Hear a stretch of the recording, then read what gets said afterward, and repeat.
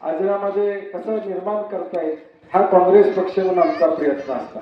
आणि तुम्ही सगळे नशीबवान आहात, नगराध्यक्ष पदाचा उमेदवार सुद्धा अत्यंत सक्षम या ठिकाणी उमेदवार संजय भाऊ सारखा मिळालेला आहे, जो सगळ्यांना बरोबर घेऊन जाऊ शकतो, सगळ्यांना एकत्रित या ठिकाणी मोठ बांधू शकतो, असं संजय सावंतांसारखा एक चांगला नगराध्यक्ष पदाचा उमेदवार या ठिकाणी मिळालेला आहे।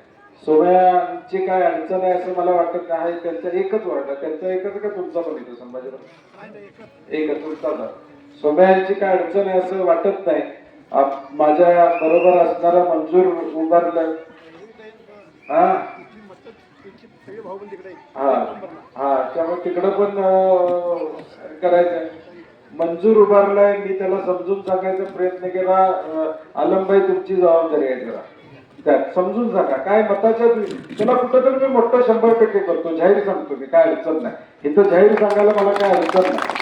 त्यांना अजून सुद्धा वेळ गेलेला, ठीक आहे। या राजकारणामध्ये बऱ्याचदा मागं पुढे व्हायला लागतं। मला 99 साली मी आमदारकीचं तिकीट मागत होतो, मला मिळालं नाही तिकीट, मग 2004 साली मी आमदार झालो। मी त्यावेळी जर काय केलं असतं, बंडखोरी केलं असतं तर मी माझा पत्ता कट झाला असता, मी चित्रातनं बाजूला गेलो असतो।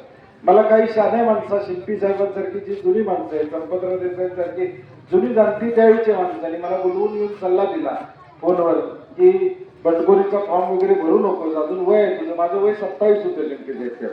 मी थांबलो आणि मग 32व्या वर्षी परत आमदार मी 100% पुढच्या 5 वर्षांना आमदार त्या ठिकाणी।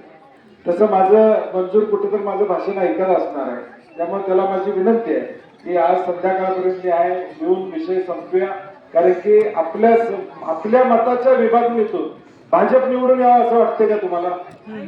जोरात सांगा, जोरात। मग 100% मतदान आपलं काँग्रेसला झालं पाहिजे हे डोक्यात ठेवा। मत काँग्रेसला म्हणजे भाजपला बाजूला ठेवणं हे गृहीत आपण घातलं पाहिजे। आपलं मत कुठेही अपक्षाला किंवा एखाद्याला गेलं तर मग आपल्या काँग्रेसच्या उमेदवाराला त्या ठिकाणी धोका हे लक्षात ठेवा। मी विश्वासाने इथं आजऱ्यामध्ये आलो, या वॉर्डामध्ये मी विश्वासानं आलेलो आहे की मला खात्री आहे